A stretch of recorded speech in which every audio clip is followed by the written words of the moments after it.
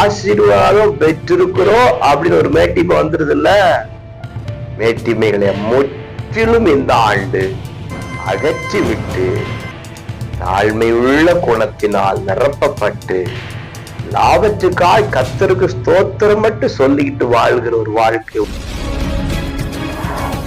அன்பு உறவுகளே, இயேசுவின் மகத்துவமான நாமத்திலே மனதார வாழ்த்துகிறேன்.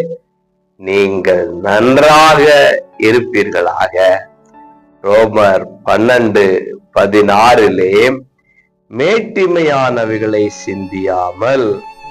பிரியமானவர்களே, இன்றைக்கு நம்ம ஒரு விஷயத்தை ஒத்துக்கணும்.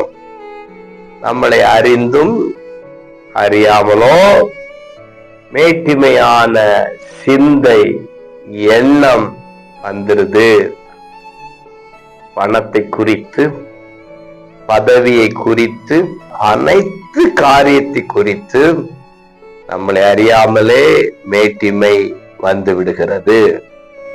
கர்த்தர் நல்ல கணவனை கொடுத்திருக்கிறார், கர்த்தர் நல்ல மனைவியை கொடுத்திருக்கிறார், கர்த்தர் நல்ல பிள்ளைகளை கொடுத்திருக்கிறார், கர்த்தர் என்னை ஆசீர்வதித்திருக்கிறார் அப்படி சொல்லுவாங்க. வாஸ்தவம் தான்.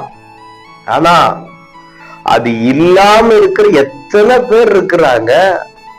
அப்ப எங்கேயோ ஒரு இடத்துல ஆசீர்வாதம் பெற்றிருக்கிறோம் அப்படின்னு ஒரு மேட்டிமை வந்துருது இல்ல.